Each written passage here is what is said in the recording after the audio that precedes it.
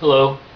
Um, this is going to be on Charles Finney's teaching on the new measures, and this is in fact going to be one of the most controversial things that Finney taught on. And just a moment.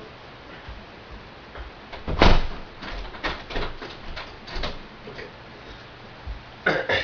Finney has been criticized by theologians for teaching Pelagianism and some other things, and also for what he called the new measures. And one of the memorable things that the new measures were practical things that a revivalist can do to modify the circumstances of a religious meeting in order to make it more conducive to people getting converted. So it's going to be a learning experience for me. It's going to be the first time I've ever read this, and so as I go I might comment as I go, but this will be called, this is from Charles Finney's Lectures on Revivals of Religion, and his lecture XIV, that would be lecture 14, and it is called Measures to Promote Revivals. Text. These men, being Jews, do exceedingly trouble our city, and teach customs which are not lawful for us to receive, neither to observe, being Romans. Acts 16:20-21. These men here spoken of were Paul and Silas, who went to Philippi to preach the gospel, and very much disturbed the people of that city, because they supposed the preaching would interfere with their worldly gains. And so they arraigned the preachers of the gospel before the magistrates of the city as culprits, and charged them with teaching doctrines, and especially employing measures that were not lawful. In discoursing from these words, I designed to show, 1. That under the gospel dispensation, God has established no particular system of measures to be employed and invariably adhered to in promoting religion. And 2. To show that our present forms of public worship and everything, so far as measures are concerned, have been arrived at by degrees and by a succession of new measures. 1. I am to show that under the gospel, God has established no particular measures to be used. Under the Jewish dispensation, there were particular forms enjoined and prescribed by God Himself, from which it was not lawful to depart. But these forms were all typical, and were designed to shadow forth Christ, or something connected with the new dispensation that Christ was to introduce. And therefore they were fixed, and all their details particularly prescribed by divine authority. But it was never so under the gospel. When Christ came, the ceremonial or typical dispensation was abrogated, because the design of those forms was fulfilled, and therefore themselves of no further use. He being the antitype, the types were of course done away at His coming. The gospel was then preached as the appointed means of promoting religion, and it was left to the discretion of the church to determine, from time to time, what measures shall be adopted and what forms pursued in giving the gospel its power.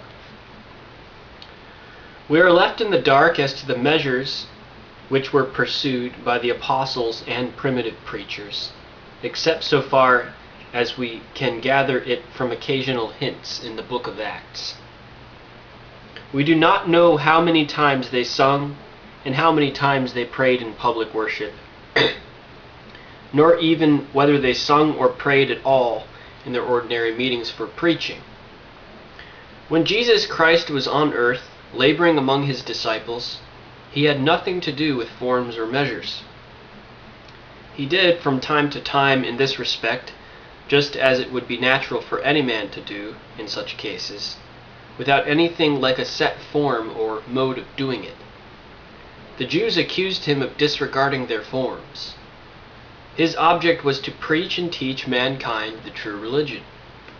And when the apostles preached afterwards, with the Holy Ghost sent down from heaven, we hear nothing about their having a particular system of measures to carry on their work, or one apostle doing a thing in a particular way because others did it in that way.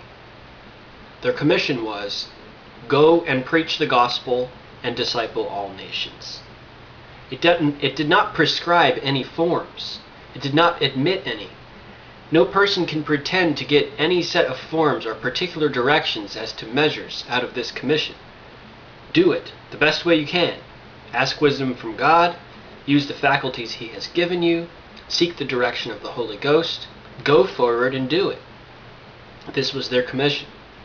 And their object was to make known the gospel in the most effectual way, to make the truth stand out strikingly, so as to obtain the attention and secure the obedience of the greatest number possible. I just want to comment there. Secure the obedience of the greatest number possible? Yeah. How does relationship evangelism accomplish that?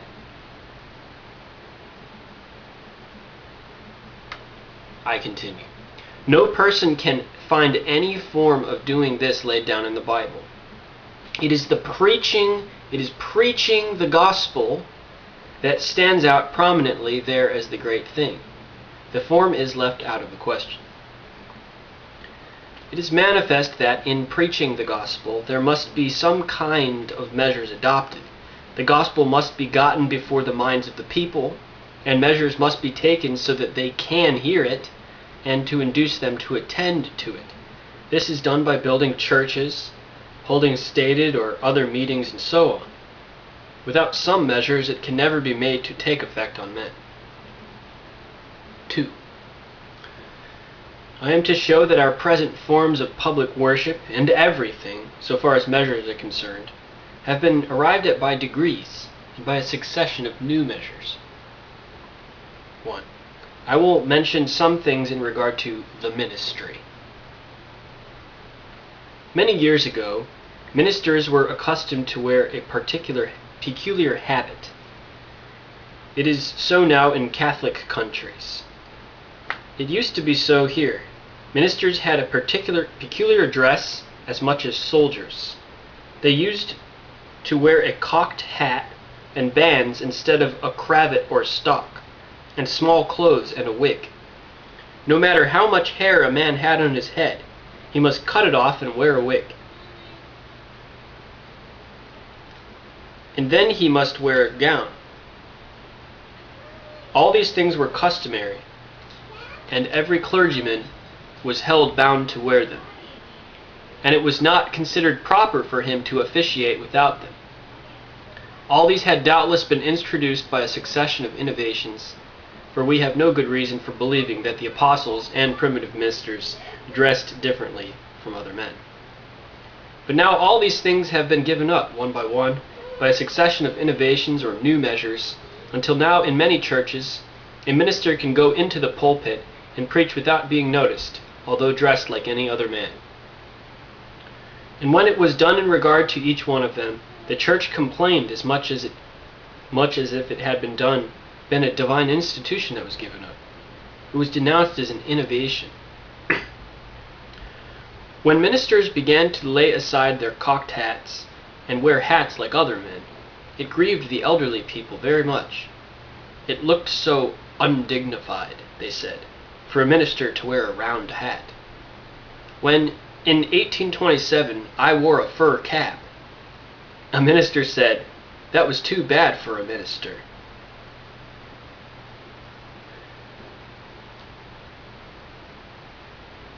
That's too bad. I'm so sorry. I mean... Okay. When ministers first began, a few years since, to wear white hats, it was thought by many to be a sad and very undignified innovation. And even now, they are so bigoted in some places that a clergyman told me but a few days since, in traveling through New England last summer with a white hat, he could not perceive that it had injured his influence. This spirit should not be looked upon as harmless. I have good reason to know that it is not harmless. Thinking men see it to be mere bigotry, and are exceedingly in danger of viewing everything about religion in the same light on this account. This has been the result in many instances. There is at this day scarcely a minister in the land who does not feel himself obliged to wear a black coat, as much as if it were a divine institution. The church is yet filled with a kind of superstitious reverence for such things. This is a great stumbling block to many minds. So, in like manner, when ministers lay aside their bands and wore cravats or stocks, it was said they were becoming secular, and many found fault. Even now, in some places, a minister would not dare not be seen in the pulpit in a cravat or stock. The people would feel as if they had no clergyman, if he had no bands. A minister in this city asked another, but a few days since, if it would do to wear a black stock in the pulpit. He wore one in his ordinary intercourse with his people, but doubted whether it would do to wear it in the pulpit. So in regard to short clothes, they used to be thought essential to the ministerial character. Even now in Catholic countries, every priest wears small clothes.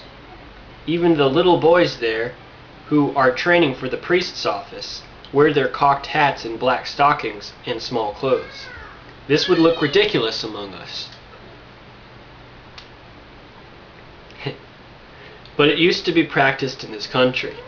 The time was when good people would have been shocked if a minister had gone into the pulpit with pantaloons on. They would have thought he was certainly going to ruin the church by his innovations. I have been told that some years ago in New England, a certain elderly clergyman was so opposed to the new measure of a minister's wearing pantaloons that he would on no account allow them into his pulpit. A young man was going to preach for him who had no small clothes, and the old minister would not let him officiate in pantaloons. "Why," said he, "my people would think I had brought a fop into the pulpit. To see a man there with pantaloons on, and it would produce an excitement among them." Fop, what does that mean? It must be some old word.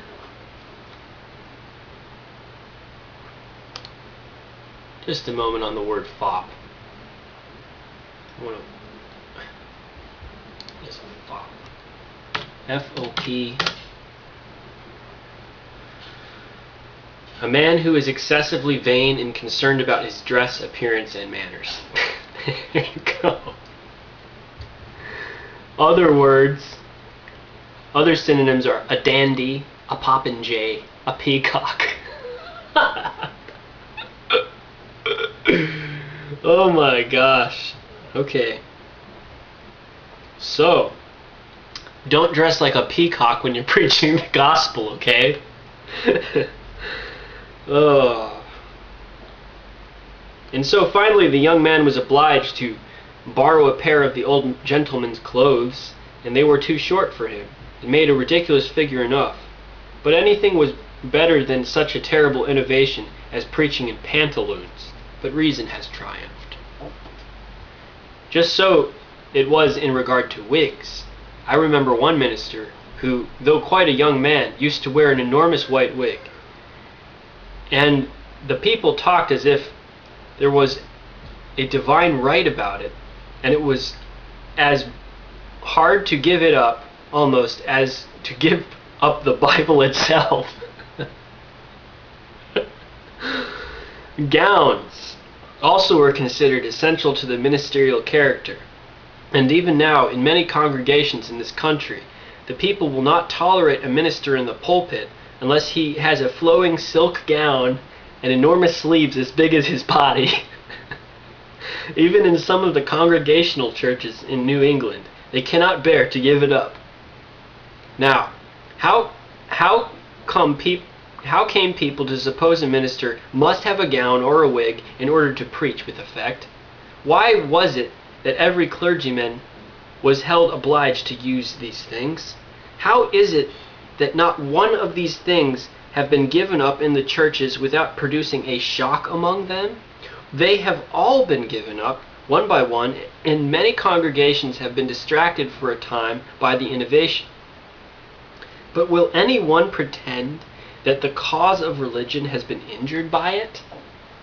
People felt as if they could hardly worship God without them, but plainly their attachment to them was no part of their religion. That is, no part of the Christian religion.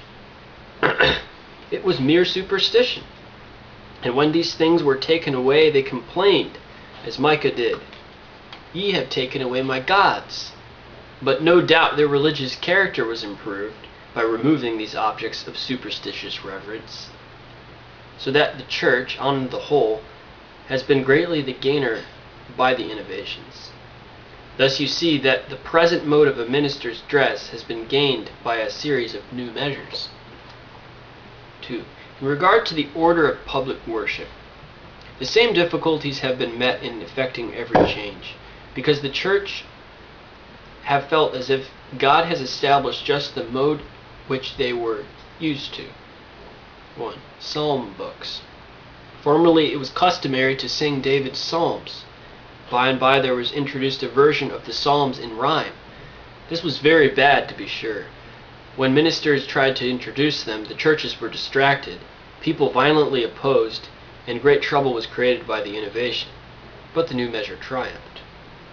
Afterwards another version was brought forward in a better style of poetry, and its introduction was opposed with much contention as a new measure. And finally Watts's version, which is still opposed in many churches.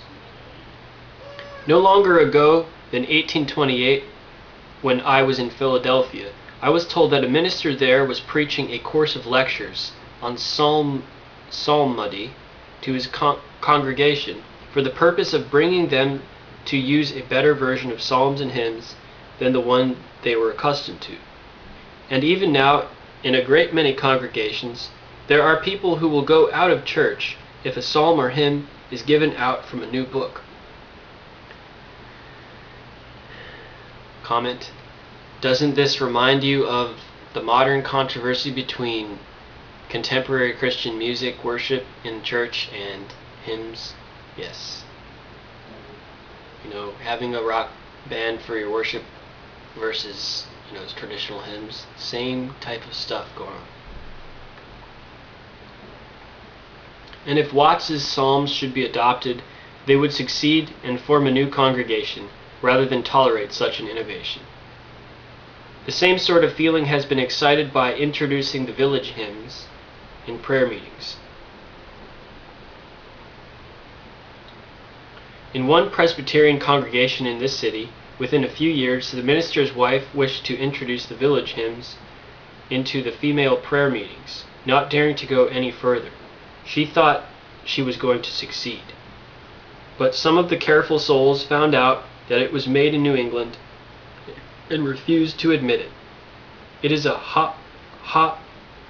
Hopkinsian thing, I dare say. Hopkinsian.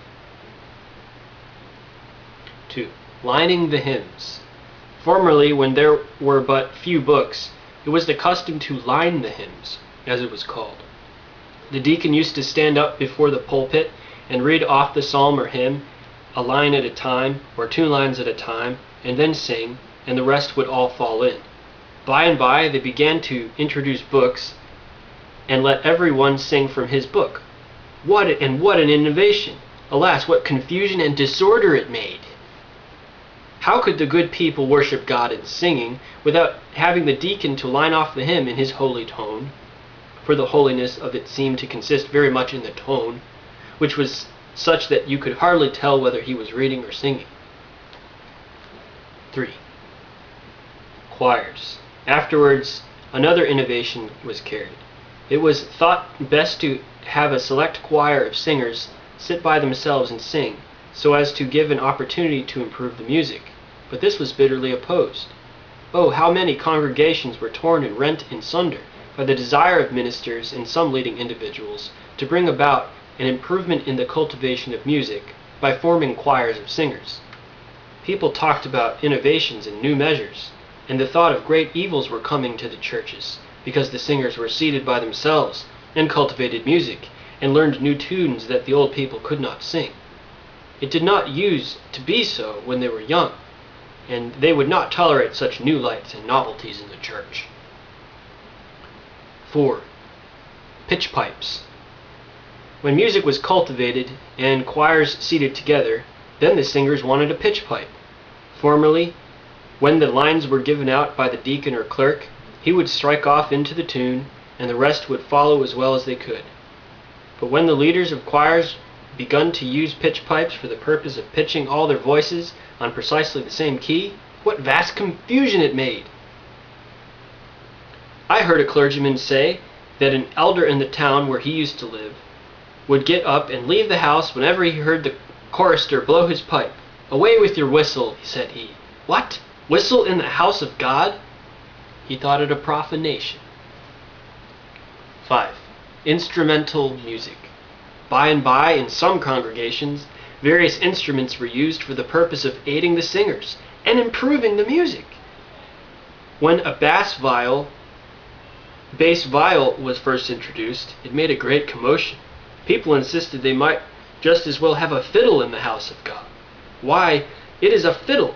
It is made just like a fiddle, only a little larger. And who can worship where there is a fiddle? By and by, you will want to dance in the meeting house. Who has not heard these things talked of as matters of the most vital importance to the cause of religion and the purity of the church? Ministers in grave ecclesiastical assemblies have spent days in discussing them.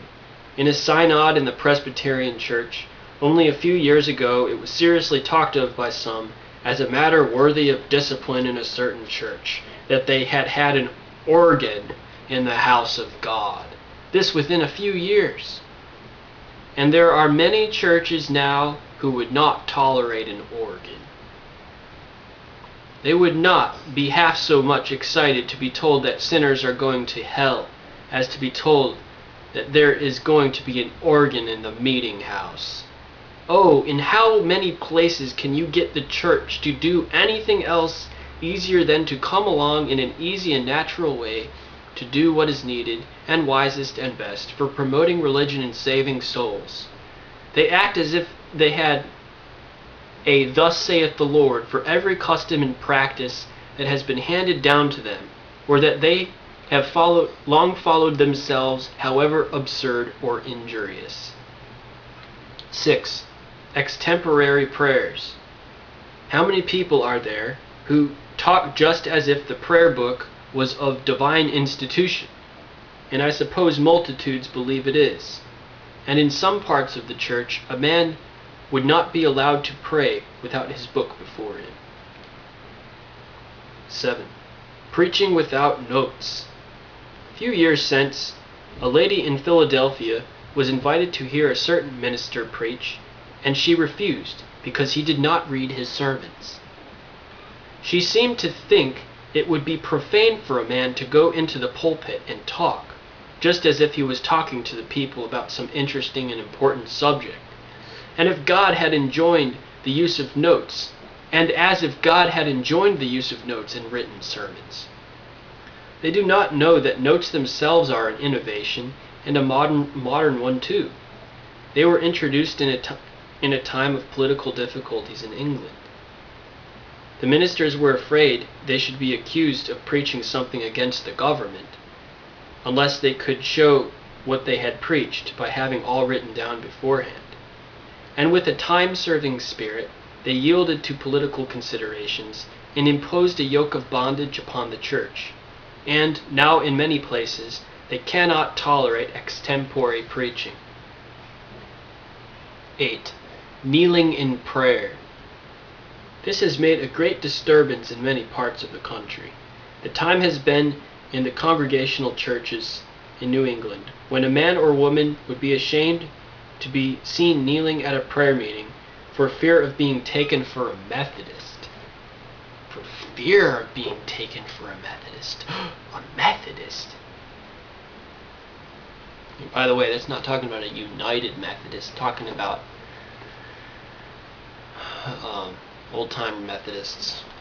1700s, 1800s Methodists. I have prayed in families where I was the only person that would kneel. The others all stood, lest they should imitate the Methodists, I suppose, and thus countenance innovations upon the established form. Others again talk as if there is no other posture but kneeling that could be acceptable in prayer. 3. Labors of laymen. 1. Lay prayers. Much objection was formerly made against allowing any man to pray or to take a part in managing a prayer meeting unless he was a clergyman. It used to be said that for a layman to pray in public was interfering with the dignity of ministers and was not to be tolerated. A minister in Pennsylvania told me that a few years ago, Lye appointed a prayer meeting in the church, and the elders opposed it and turned it out of the house. They said they would not have such work. They had hired a minister to do the praying, and he should do it, and they were not going to have common men praying. What the heck? Ministers and many others have very extensively objected to a layman's praying in public, and especially in the presence of a minister. That would let down the authority of the clergy and was not to be tolerated. At a synod held in this state, there was a synodical prayer meeting appointed. The committee of arrangements, as it was to be a formal thing, designated beforehand the persons who were to take a part and named 2 clergymen and 1 layman. The layman was a man of talents and information equal to most ministers. But one doctor of divinity got up and seriously objected to a layman's being asked to pray before that synod. It was not usual, he said. It infringed upon the rights of the clergy, and he wished no innovations. What a state of things! 2. Lay exhortation. This has been made a question of vast importance, one which has agitated all New England and many other parts of the country, whether laymen ought to be allowed to exhort in public meetings. Many ministers have labored to shut up the mouths of laymen entirely. They overlooked the practice of the primitive churches. So much opposition was made to this practice nearly 100 years ago that President Edwards actually had to take up the subject and write a labored defense of the rights and duties of laymen. But the opposition was not entirely ceased to this day. Has not entirely ceased to this day. What? A man that is not a minister to talk in public? It will create confusion. It will let down the ministry. What will people think of us, ministers, if we allow common men to do the same things that we do? Astonishing! Note, 1 Corinthians chapter 14, verse 26. Look it up. I'm continuing. But now, all these things are gone by in most places, and laymen can pray and exhort with the least objection.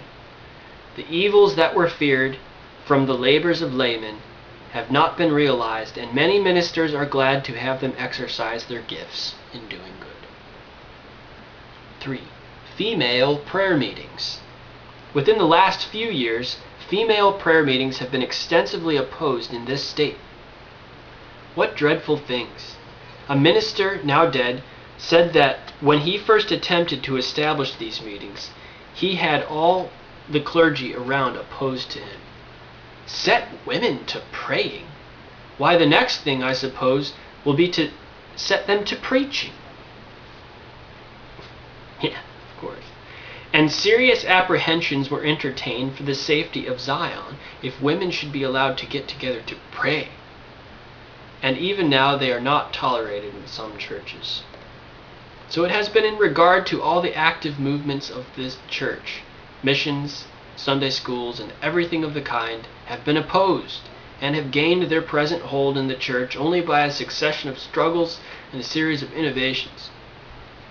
A Baptist association in Pennsylvania, some years since, disclaimed all fellowship with any minister that had been liberally educated, or that supported missions, Bible societies, Sabbath schools, temperance societies, etc. All these were denounced as new measures, not found in the Bible, and that would necessarily lead to distraction and confusion in the churches. The same thing has been done by some among the German churches, and in many Presbyterian churches there are found those who will take the same ground and denounce all these things, with the exception perhaps of an educated ministry, as innovations, new measures, new lights, going in their own strength and the like, as calculated to do great evil. 5. I will mention several men who have in divine providence been set forward as prominent in introducing these innovations. 1. The apostles were great innovators, as you all know. After all the resurrection and after the Holy Spirit was poured out upon them, they set out to remodel the church. They broke down the Jewish system of measures and rooted it out, so as to leave scarcely a vestige. 2. Luther and the Reformers. You all know what difficulties they had to contend with, and the reason was that they were trying to introduce new measures, new modes of performing the public duties of religion, and new expedients to bring the gospel with power to the hearts of men. All the strange and ridiculous things of the Roman Catholics were held with all due respect to Catholics, were held to in the church with pertinacious obstinacy, as if they were of divine authority. And such an excitement was raised by the attempt to change them as well nigh involved all Europe in blood. 3. Wesley and his coadjutors. Wesley did not at first tear off from the established church in England, but formed little classes everywhere that grew into a church within a church. He remained in the Episcopal Church, but he introduced so much of new measures,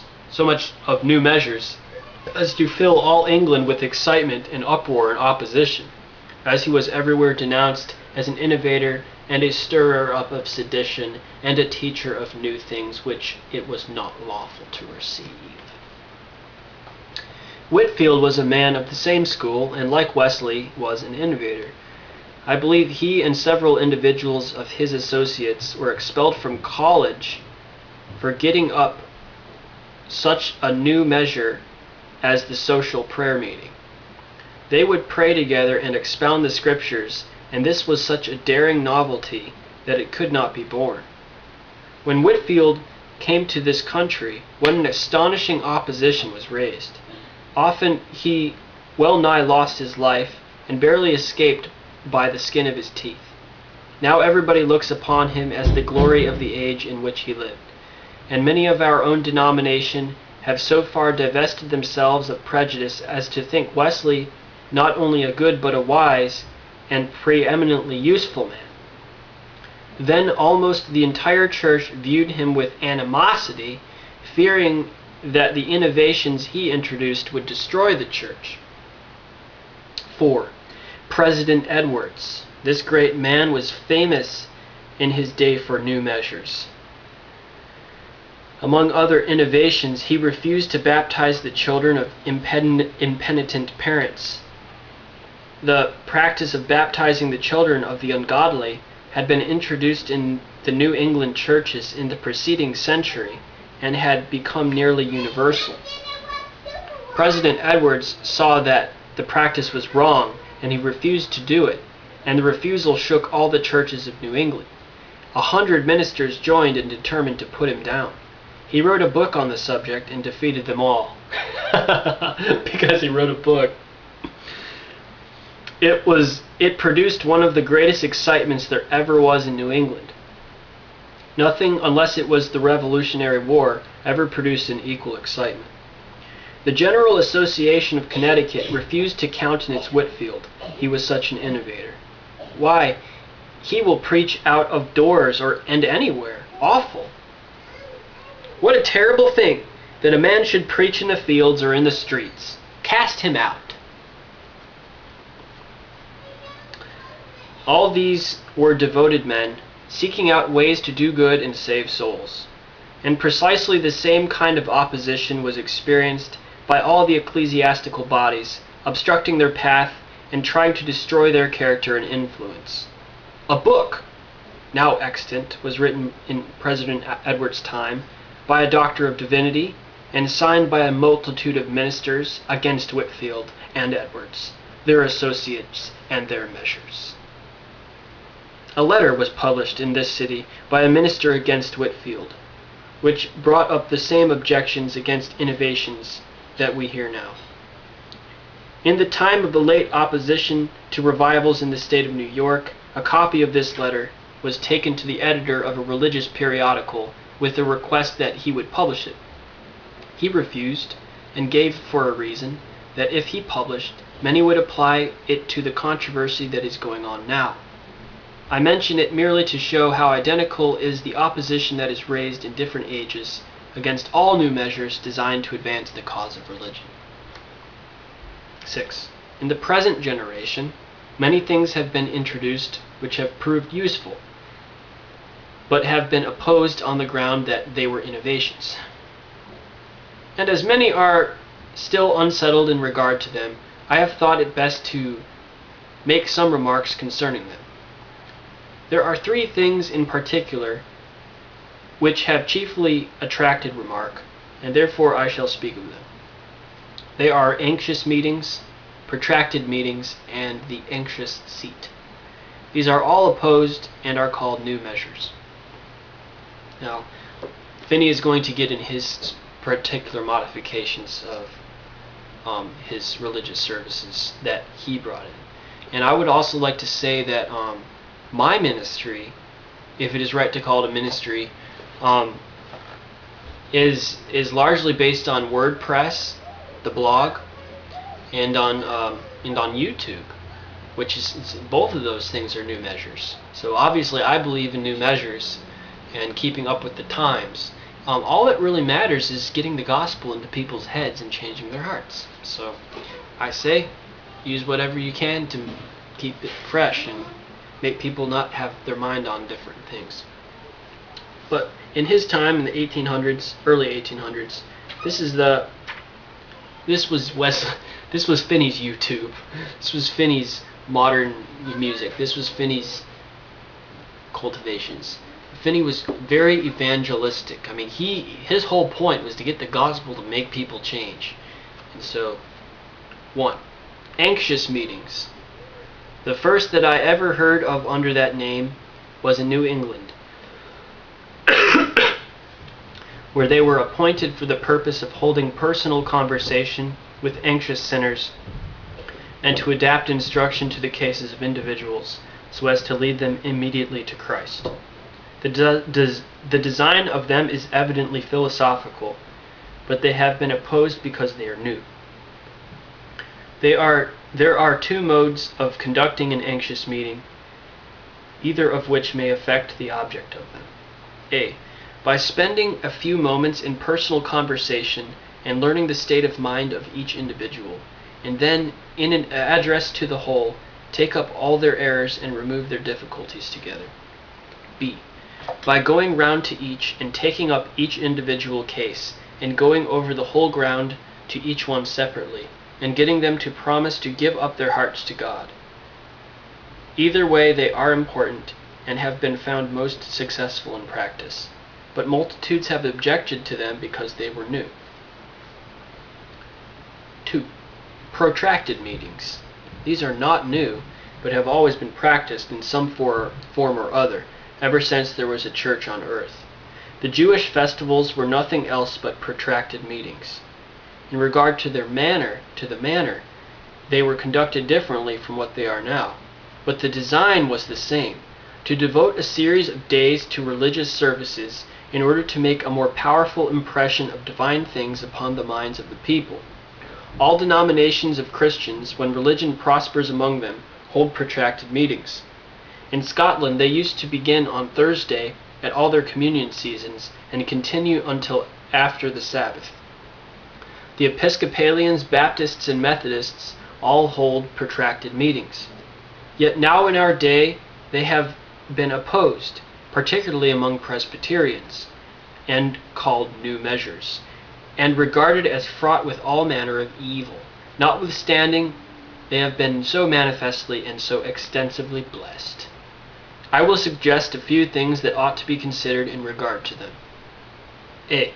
In appointing them, regard should be had to the circumstances of the people, whether the church are able to give their attention and devote their time to carry on their meeting. In some instances, this rule has been neglected. Some have thought it right to break in upon the necessary business of the community. In the country, they would appoint the meeting in harvest time, and in the city in the height of the business season, when all the men were necessarily occupied and pressed with their temporal labors. In defense of this course, it is said that our business should always be made to yield to God's business, that eternal things are of so much more importance than temporal things, that worldly business of any kind and at any time should be made to yield and give place to a protracted meeting. But the worldly business in which we are engaged is not our business. It is as much God's business and as much our duty as our prayers and protracted meetings are. If we do not consider our business in this light, we have not yet taken the first lesson in religion. We have not learned to do all things to the glory of God.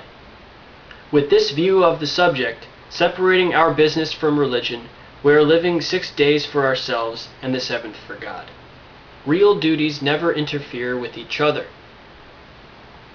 Weekdays have their appropriate duties, and the Sabbath its appropriate duties, and we are to be equally pious in every day of the week and in the performance of the duties of every day. We are to plow and sow and sell our goods and attend to our various callings with the same singleness of view to the glory of God that we go to church on the Sabbath and pray in our families and read our Bibles. This is the first principle in religion, that he that does not know and act on this principle has not learned the ABC of piety as yet.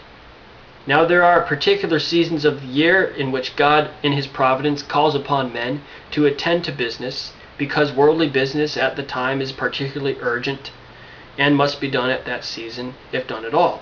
Seed time and harvest for the farmer, and the business seasons for the merchant. And we have no right to say in those particular seasons that we will quit our business and have a protracted meeting. The fact is, the business is not ours. And unless God, by some special indication of his providence, shows it to be his pleasure that we should turn aside and have a protracted meeting at such times, I look upon it as tempting God to appoint them. It is saying, O God, this worldly business is our business, and we are willing to lay it aside for thy business. Unless God has indicated it to be his pleasure to pour out his Spirit and revive his work at such a season, and has thus called upon his people to quit, for the time being, their ordinary employments, and attend especially to a protracted meeting, it appears to me that God might say to us in such circumstances, Who hath required this of your hand? God has a right to dispose of our time as he pleases, to require us to give up any portion of our time, or all our time, to duties of instruction and devotion. And when circumstances plainly call for it, it is our duty to lay aside every other business and make direct and continuous efforts for the salvation of souls.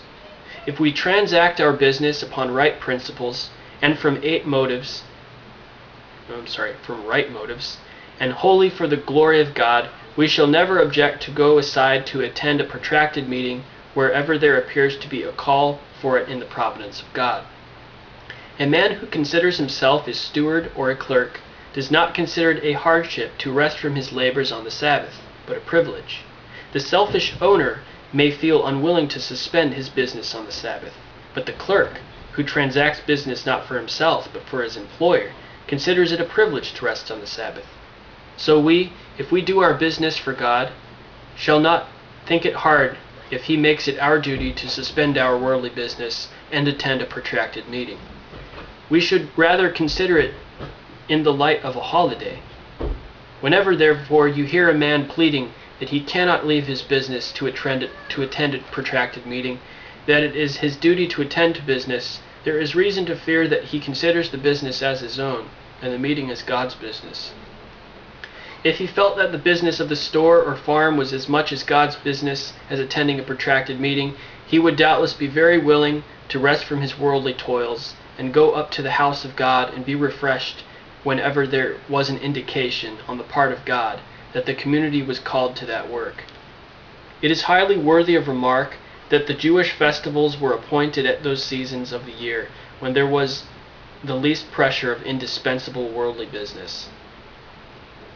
In some instances, such meetings have been appointed in the very pressure of the business seasons, and have been followed with no good results, evidently for the want of attention to the rule here laid down. In other cases, meetings have been appointed in seasons when there was a great pressure of worldly business, and have been signally blessed. But in those cases the blessing followed because the meeting was appointed in obedience to the indications of the will of God, by those who had spiritual discernment, and understood the signs of the times. And in many cases, doubtless, individuals have attended who really supposed themselves to be giving up their own business to attend God's business, and in such cases they made what they supposed to be a real sacrifice, and God in mercy granted them a blessing. B. Ordinarily, a protracted meeting should be conducted through, and the labor chiefly performed by, the same minister, if possible. Sometimes protracted meetings have held a dependence placed on ministers coming in from day to day, and they would have no blessing. And the reason was obvious. They did not come in a state of mind to enter into the work, and they did not know the state of people's minds, so as to know what to preach. Suppose a person who was sick should call in a different physician every day.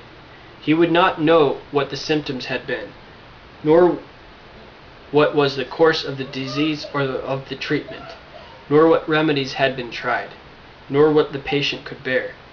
Why, he would certainly kill the patient. Just so in a protracted meeting, carried on by a succession of ministers. None of them get into the spirit of it, and generally they do more hurt than good. A protracted meeting should not ordinarily be appointed unless they can secure the right kind of help and get a minister or two who will agree to stay on the ground till the meeting is done. Then they will probably secure a rich blessing.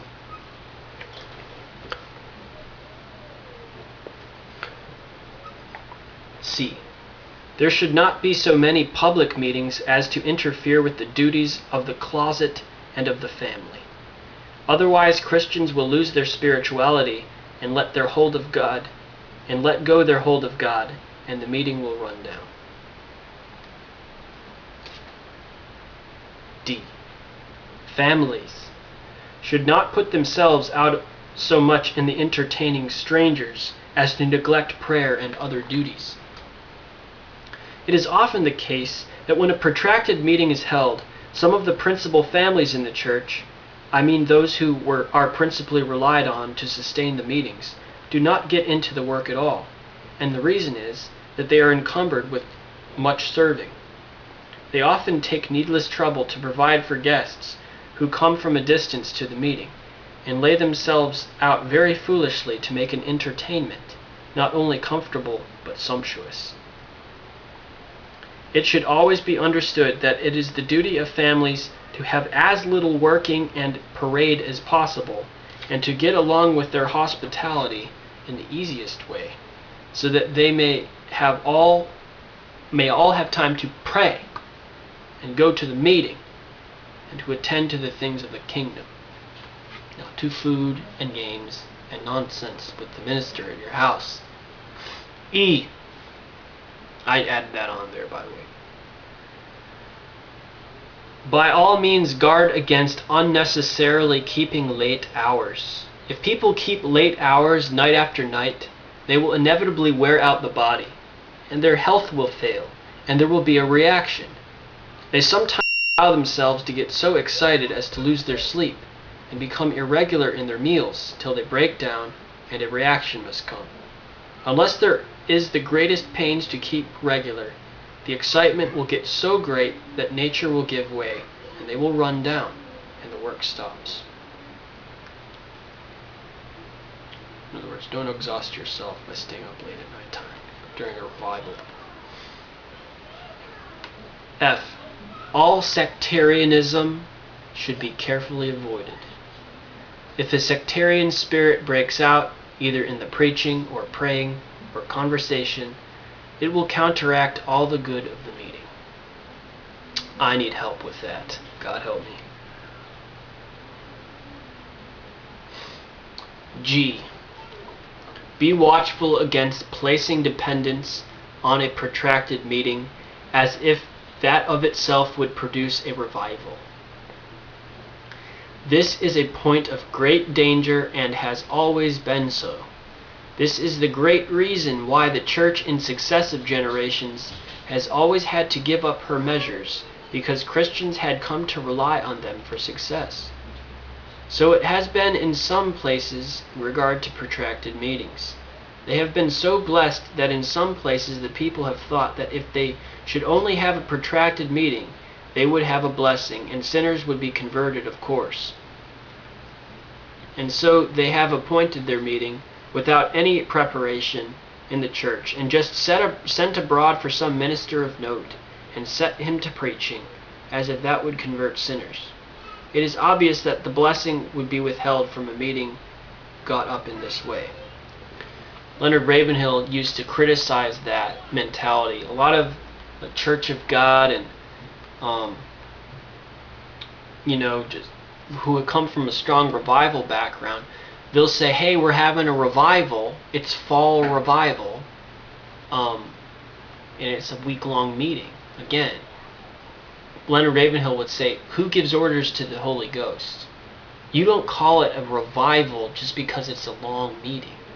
Real revival is when the Holy Spirit, raises up a revivalist evangelist to start preaching the gospel, and the Spirit of God elects and predestinates and starts to, move upon the people through the preaching, and they get saved. That's a real revival.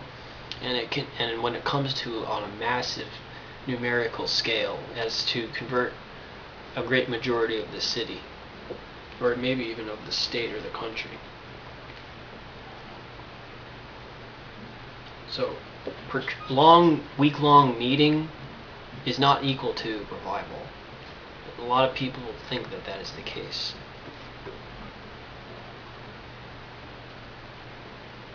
H. Avoid adopting the idea that revival cannot be enjoyed without a protracted meeting. Some churches have gotten into a morbid state of feeling on this subject. Their zeal has become all spasmodic and feverish, so that they never think of doing anything to promote a revival, only in that way. When a protracted meeting is held, they will seem to be wonderfully zealous, and then sink down into a torpid state till another protracted meeting produces another spasm. And now multitudes in the church think it is necessary to give up protracted meetings because they are abused in this way. This ought to be guarded against in every church, so that they may not be driven to give them up and lose all the benefits that protracted meetings are calculated to produce.